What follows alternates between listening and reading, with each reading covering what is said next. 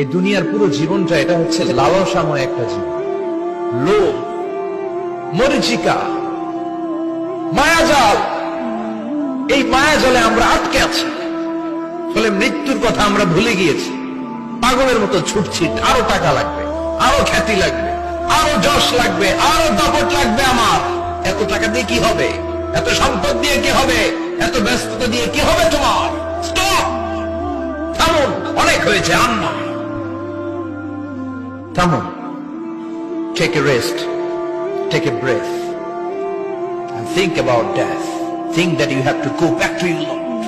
একটু বসেন না, একটু ভাবেন যে আমাকে চলে যেতে হবে, চলে যেতে হবে। এই কোলাহল, এই ব্যস্ততা, এগুলো থাকবে, থাকবো না আমি। সাইয়েদনা ওমর ফারুক বলেছেন, মুতু ক্বাবলা আন তামুতু, মরার আগে একবার মরো।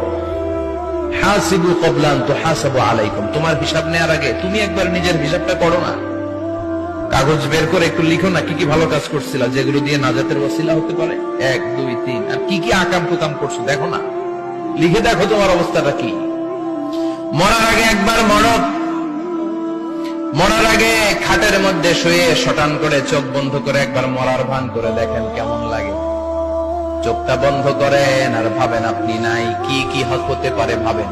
আপনার ছেলে মেয়েরা কান্না জুড়ে দিবে, আপনার প্রাণের